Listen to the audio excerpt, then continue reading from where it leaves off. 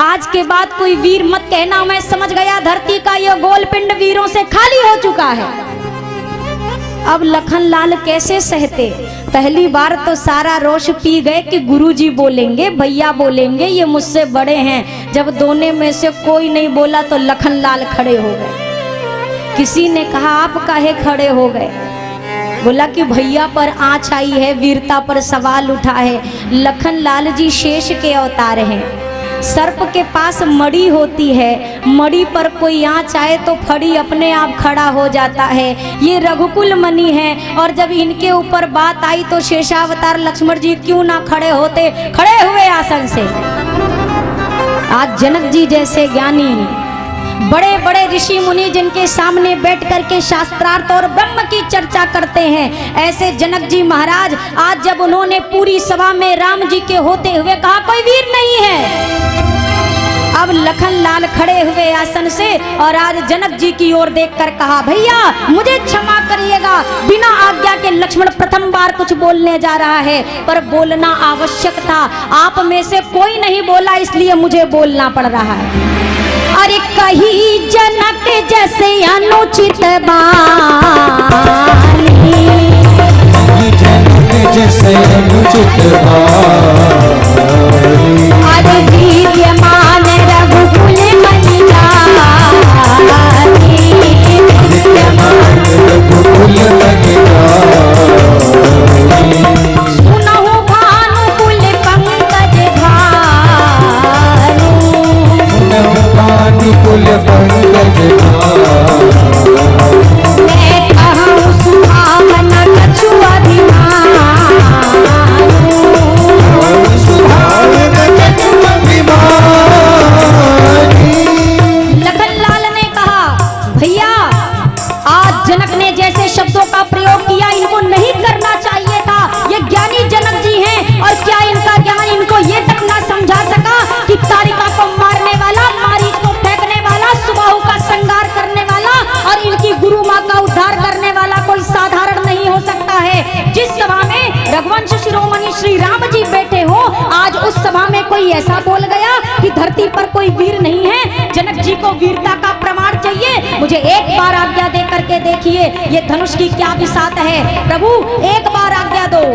अरे जो तुम्हारे अनुशासन पावो, जो तुम्हारे अनुशासन पावो, मैं कंदुकैव ब्रह्मांड उठावो, कंदुकैव ब्रह्मांड उठावो, कांचे घट जिमिदारों फोरी, कांचे घट जिमिदारों फोरी, और सकौ मेरी मुलक जिमि तोरी, सकौ मेरी मुलक जिमि तोरी, कमल नाल जिमि चाप चढ़ावो, कमल नाल जिमि चाप चढ़ावो, मैं भोजन सत प्रमाण ले धावो, भोजन सत प्रमाण ले धावो। मुझे एक बार आज्ञा दे करके देखिए ये धनुष क्या चीज है। ये धनुष जिस सभा में है, ये सभा जिस मिथिला में है, ये मिथिला जिस ब्रह्मांड में है, पूरे ब्रह्मांड को उठाकर दिखाऊंगा कैसे। और जैसे इस धनुष को तोड़ने की बात चल रही है तो भैया इसको बस नहीं पूरे ब्रह्मांड को कच्चे घड़े के समान फोड़कर चकनाचूर कर दूंगा। मुझे एक बार आज्ञा दे करके देखो। इस पर प्रत्यंचा चढ़ाने की बात है, कमल के नाल के समान इस पर प्रत्यंचा चढ़ाऊंगा। इतना ही नहीं, जनक जी कहते हैं कोई उठा नहीं पाया, इसे चाप चढ़ाऊंगा, उठाऊंगा और 100 योजन तक लेकर दौड़ के दिखाऊंगा। किसी ने बोला लक्ष्मण अभिमान से बोलता है। तब तक यहाँ लखनलाल ने कहा अरे मैं क्या, रघुवंश का कोई एक छोटा सा बच्चा भी जिस सभा में बैठा हो ना, उस सभा में कोई ऐसी बात नहीं कर सकता है। अरे अगर साक्षात यमराज भी आ जाए तो रघुवंश का वो बालक यमराज से टक्कर लेता है पर पीठ नहीं दिखाता है। रही समाज बीच जो दिनेश वंश बाल को, ये सुबह कुछ सुने कुबैन दे ना जवाब हाल काल को। इतः तो भानुवंश के निशान विराजमान है, प्रत्यक्ष जानते विदेह सात्र की सुजान है। अबे नवीर दे वसुंधरा विहीन हो गई, कहीं वृथा विदेह बात नाम सोच ले लई। जो आज नाथ ने सो निदेश ले पाऊं मैं, ये समाज बीच खेल के विदेह को दिखाऊं मैं। कहाँ मुख है करो न जो धरो न चाप हाथ में, असत्य ना बदो सदा आहे सुनात ना साथ में। और तोड़ो छत्रक दंड जिमी मैं तो प्रताप बलनाथ, और जो न करो प्रभु पद शपथ पुण्य न धरो धनु हाथ, पुण्य न धरो धनु हाथ नाथ या ही प्रण रोपो मैं उलटी गए ब्रह्मांड निमिष में यदि मैं कोपो। ये सब राजन को चार करो नाहिन मुख मोरो, और चरण कमल उरलाय नाथ पल महधनु तोरो, चरण कमल उरलाय नाथ पल महधनु तोरो। लखन लाल ने शब्द बोले, असर कहाँ तक गया पूरी धरती पर, धरती कांपी, सभा में बैठे लोग कांपे। तब तक गोस्वामी जी ने लिखा, अरे लखन सकोप वचन जे बोले, सकोप वचन जे बोले, अरे डगमगाई महती गज बोले, डगमगाई महती गज बोले, डगमगाई महती गज बोले। धरती कांपी, लखन लाल खड़े हैं, भैया आज्ञा दो तोड़ दूं। विश्वामित्र जी ने कहा, राम जी जल्दी बुलवाइए, सहियों में ना तोड़ दे, जल्दी बुलाइए। राघव जी ने मुख से नहीं, कई लोग कहते हैं आप राम कथा कहती हैं, आप कहती हैं ज्यादा क्रोध नहीं करना चाहिए। अरे आपकी कथा में लक्ष्मण जी गुस्सा वाले, शंकर बाबा ने क्रोध किया, तो हम क्यों ना करें। थोड़ा होश से देखो, लखन लाल जोश में है पर कितने होश में हैं। राम जी ने मुख से नहीं कहा कि आओ, सय नहीं रघुपति लखन निवारे, आंख के इशारे से राम जी के लखन लाल चले आए, आंख के इशारे से। अब आप बताओ, आपको गुस्सा हो जाए, आंख का इशारा, जो पकड़ के लावे वही पहले पिटे। तुम हटो, तुम नहीं जानते हो ये हमारा गुस्सा है। जैसे ये लाइट है ना, एक बटन दबाओ तो चालू है, एक बार दबा दो तो, अब पंखा भी ऊपर लटका होगा घर में सबके, उनको एक बार चालू कर दो तो बंद करने के बाद भी 10-12 चक्कर तो मार ही लेते हैं। हमारा आपका क्रोध वैसा ही है, जिसमें हम जोश में तो आते हैं पर होश में नहीं। राम जी ने अपने पास बुलाया, जैसे छोटे से शिशु को समझाया जाए। लखन लाल से कहा, मेरे वीर भैया मेरे मान को रखैया लाल, अरे मेरो अपमान मिथिलेश जू न कीन हो है। भैया मेरा अपमान कैसे हुआ? अगर मैं इन राजाओं के साथ धनुष तोड़ने जाता तब तो मेरा अपमान था, जब मैं गया ही नहीं तो मेरा अपमान कैसा। भैया शांत हो जाओ, देखो धरती हिल रही है, सभा हिल रही है, लोग हिल रहे हैं। लखन लाल ने कहा, सब तो हिल लिए लेकिन अभी भी 2 नहीं हिल रहे हैं, एक आप एक धनुष। और जब तक ये 2 अपनी जगह से ना हिलेंगे तब तक हमारा क्रोध शांत होने वाला नहीं है। गुरुदेव ने अब जब देखा कि सही समय है, भैया जो वीआईपी होते हैं ना उनको भीड़ में नहीं घुसाया जाता है। और ये तो संसार के सबसे बड़े, जितना वी लगा लो आपका वी खत्म हो जाएगा पर आईपी खत्म होने वाला। ये तो वो हैं। यहाँ पर विश्वामित्र जी ने जब उचित समय देखा, अब राघव जी के शीश पर वरद हस्त रख के कहा, राघव जी उठिए। राम जी ने कहा, क्यों? बोला, तोड़ दीजिए। क्यों तोड़ूं? अरे वैदेही तो मेरी ही आदि शक्ति है, क्या इसके लिए तोड़ूं? क्या इन सबको बताने के लिए तोड़ूं कि रघुवंशियों में कितना प्रताप होता है? गुरुदेव ने कहा, ना अपना प्रताप दिखाने के लिए तोड़िए, ना सियाजू को प्राप्त करने के लिए तोड़िए, तो क्यों तोड़िए? एक पिता के संताप को दूर करने के लिए तोड़िए। गुरुदेव ने कहा, रामा विश्वामित्र समय शुभ जानी, रामा सिया रामा, रामा विश्वामित्र समय शुभ जानी, रामा सिया रामा, रामा बोले अति स्नेह मय वाणी, रामा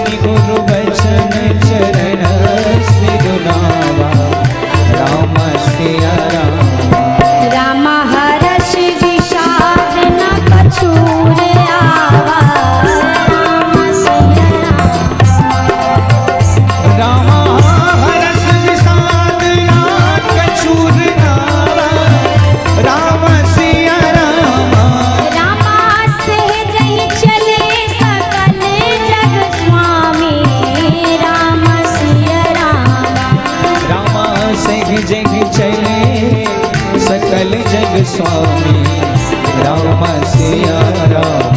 राम माते मंजूवर कुंजर गामी राम सिया राम। राम मंजूवर कुंजर गामी राम सिया राम। राम माते मंजूवर कुंजर गामी राम सिया राम। राघव जी ने गुरुदेव के कहने पर वहां से प्रस्थान किया, चरणों में सिर नवाया और गोस्वामी जी कहते हैं चले हैं तो कैसा प्रभु का यहाँ पर व्यवहार है, हर्ष विषाद ना कछु उर आवा। ना कोई बहुत विशेष हर्ष हो रहा है कि मैं इतना बड़ा कार्य करने जा रहा हूँ जो कोई ना कर पाया, ना कोई विषाद है कि जो कोई ना कर पाया क्या मैं कर पाऊंगा। सहज मुद्रा में राघव जी चले और गोस्वामी जी की यहाँ पर लेखनी की आप सावधानी देखो। गोस्वामी जी कितनी सहजता से एक बात यहाँ प्रदर्शित कर रहे हैं, सहज ही चले सकल जग स्वामी। यहाँ गोस्वामी जी ने ना दशरथ नंदन लिखा, ना कौशल्या नंदन लिखा, ना रघुकुल नंदन लिखा। गोस्वामी जी ने लिखा ये जा रहे हैं, जानते हो कौन है, ये पूरे संसार का मालिक चल के जा रहा है और पूरे विश्व को चलाने वाला, विश्व का निर्माण करने वाला, विश्व का पालन पोषण करने वाला जब चले हैं मेरे राघव जी तो कैसे, बिल्कुल सहजता से। और प्रभु की यहाँ पे चाल कैसी है, गोस्वामी जी कहते हैं जैसे मतवाला मदमस्त हाथी अपने लक्ष्य की ओर धीर गंभीर चाल से चला जाता है, मेरे राघव जी वैसे ही जा रहे हैं। हाथी की उपमा गोस्वामी जी ने दी है। किसी ने पूछा आप तो सदैव प्रभु को सिंह की उपमा देते हो, अचानक हाथी की गजराज की उपमा क्यों? गजराज देखा है ना, मैंने कल भी पूछा था तो आपने हाँ बोला था। गजराज जब गांव की गली से गुजरते हैं तो जो हमारे बड़े बुजुर्ग हैं आज भी हाथ जोड़ लेते हैं कि भगवान गणेश आ रहे हैं, करते हैं ना। ये आगे का हाल होता है, आगे हाथ जोड़ के खड़े रहते हैं। और गजराज के पीछे का हाल होता है, गांव के जितना खाली कुत्ते हैं सब गजराज के पीछे। और दोनों के बीच में गजराज क्या करते हैं, हाथ जोड़ने वाले के पास रुकते नहीं हैं और भौंकने वाले की तरफ देखते नहीं हैं। वो क्यों? अच्छा, क्या हाथी जवाब नहीं दे सकता श्वान को? एक बार लपेट के फेंके तो महाराज का आता पता ना चले कि कहाँ हड्डी गई। लेकिन हाथी का स्वभाव कैसा है, वो जवाब नहीं देता। क्यों? मानो गजराज कहते हैं ये तो गांव के आदमी हैं, इनको भौंक भाग के यहीं रहना है, हमें तो बड़ी दूर तक जाना है। अगर हर गांव के श्वान को मैं जवाब देता रहा तो मैं अपने लक्ष्य पे जीवन में पहुंचने वाला नहीं हूँ। लक्ष्य की प्राप्ति करनी हो तो कभी कभी दुनिया की बातों को ऐसे कान में उंगली डालकर हटा देना चाहिए। हम ज्यादा परेशान किस बात से होते हैं, चार लोग क्या कहेंगे। ये चार की बवाल बहुत विकट है। कोई भी चीज हो, चार लोग क्या कहेंगे, चार क्या बोलेंगे, चार क्या सोचेंगे, चार क्या देखेंगे, चार क्या कहेंगे। अरे जिंदगी में क्या कहेंगे ये तो हमें नहीं पता, आखिरी में एक ही बात ये चार कहेंगे, राम नाम सत्य। चार ही तो कंधा देंगे, तो यही तो बोलेंगे। तो जीवन भर का मत देखो चार क्या कहेंगे, जीते जी ऐसा व्यवहार बने कि ये चार कुछ भी कहें पर हमारे राघव जी क्या कह रहे हैं बस ये ध्यान देना। राघव जी चले, बिल्कुल जब धनुष के निकट पहुंचे सुनैना अम्बा घबराई। शिव के धनुष बड़ा भारी, धनुष कैसे तुड़ी है रघुराई। बड़े बड़े राजा कठिन तप कैले, लगे ना हिलाई डोलाई। और धनुष कैसे तुड़ी है रघुराई। बड़े बड़े राजा जिसको हिला डुला तक ना पाए, ये छोटे से कमल के पुष्प के जैसे कोमल राजकुमार कैसे तोड़ेंगे। तब तक एक सखी ने कहा, माँ हे सुनैना जू, इनकी आयु पर मत जाओ, इनकी लघुता पर मत जाओ। अंकुश छोटा सा होता है पर विशालकाय हाथी को अपने वश में करके रखता है। मंत्र छोटा सा होता है, समस्त देवियों को देवताओं को अपने वश में करके रखता है। कुंभज ऋषि ने एक अंजलि में पूरे समुद्र का पान कर लिया था। तो कभी भी किसी के गुण का अनुमान, उसकी आयु या लघुता का अनुमान नहीं लगाना चाहिए। मैया सुनैना का तो जो मन का भाव था वो तो सही हुआ। इधर जब धनुष के सामने राम जी खड़े हैं पर तोड़ नहीं रहे। किशोरी मैया व्याकुल हैं, भगवान गणेश से कहती हैं, गणनायक वरदायक देवा, हे भगवान गणेश, आप तो वर देने में अग्रगण्य हो, आप एक कृपा करो ना, ये धनुष मेरे राघव जी तोड़ लें, ऐसा करो। फिर मैया गौरी की उपासना की, हे माँ, आज तक आपकी जो पूजा की है उसका फल अगर बनता हो तो इनसे धनुष तुड़वा लो। मैया को अभी भी शांति नहीं है मन में। अंत में कहा, अब मोहि शंभु चाप गति तोरी, हे शिव धनुष, अब मुझे आपका सहारा है। शिव धनुष ने कहा, आप मुझे आज्ञा करिए कि मुझे करना क्या है। शिव धनुष से मैया ने कहा, देखो राम जी आपके पास जब आए ना तो आप हल्के हो जाना, उनके तोड़ने से पहले ही। शिव धनुष ने हल्का होकर के पूछा, माँ इतना ठीक है? और हल्के। फिर हल्का हुआ। शिव धनुष ने कहा, माँ अगर मैं ज्यादा हल्का हो गया, इन अभिमानी राजाओं में से कोई राजा आया और मुझे तोड़ के चल दिया तो? मैया ने कहा, एक काम करो, अभी तक उन राजाओं का बल लेकर, मनहु पाई भट बाहुबल अधिक अधिक गरुआई, उनका बल लेकर आप नहीं हिल रहे थे। अब एक काम करो, अपना सारा भार इन मूर्ख राजाओं पर डाल दो, अब ये अपनी कुर्सी से ना हिल पाए। निज जड़ता लोगन पर डारी, सारा भार डाल दो इन पर। शिव धनुष हल्का हुआ। इतना ठीक है मैया? मैया ने कहा, ना ना ना ना, और हल्के हो। और हल्का हुआ, और हल्के हो, और हल्का हुआ। शिव धनुष बार बार कहते हैं, माँ इतना ठीक है, इतना ठीक है। जानकी मैया ने कहा, देखो बार बार पूछो नहीं, बस इतना समझ लो, ये जो आपके सामने खड़े हैं ना, इनको फूल तोड़ने में भी पसीना आता है। अब उसी के हिसाब किताब लगा के आप हल्के हो जाओ। मैं बताऊंगी नहीं कि ये कितने कोमल हैं। कोई संत कहते थे कि धरती माँ ने ना इस धनुष को पकड़ रखा था।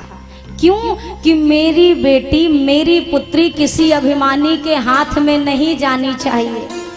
भगवान शेष यानी कि लखनलाल और धरती मैया का था कि तब तक धनुष पकड़े रहूंगी। कब तक? जब तक राम जी सामने नहीं आते।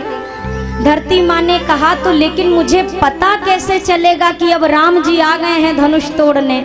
लखनलाल ने कहा कि हम आपको एक इशारा करेंगे, जो किया है मानस में। राम जी के धनुष तोड़ने के पहले लखनलाल खड़े हुए और लगे दाहिने पांव से धरती को दबाने। सभा वाले कह रहे हैं, बड़का तो तोड़ने खड़ा हुआ है, छोटका काहे खड़े हुए हैं, ये हो का रहा है। तब तक इधर लखनलाल, हे कक्षप वारा अशेष दिगदंत अशेष सावधान धरि धीर धारी धरनी तन देखो, रघुनंदन रघुवंश शिरोमणि शिव धनु तोरे, हो सबे सानध्य आज को मुख नहीं मोरे।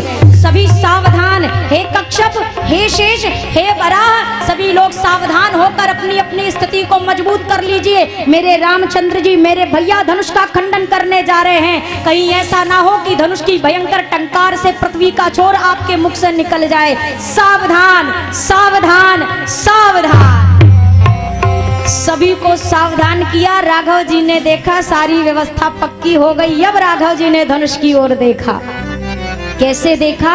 जैसे भगवान गरुड़ किसी छोटे से सर्प की ओर देखते हैं। और गुरुदेव को प्रणाम किया। कहा? वशिष्ठ जी को श्री अयोध्या धाम में मन ही मन। और आगे गोस्वामी जी ने लिखा, जितने मिथिलापुर वासी थे ना, जैसे राघव जी सामने खड़े, सब अपने अपने भगवान से कहते, विधाता जो भी पूजा अर्चना की है ना, कृपा करके ये धनुष ये संवर के सरकार से तुड़वा देना। रामा चाप समीप राम जब आए, रामा सिया रामा, रामा चाप समीप राम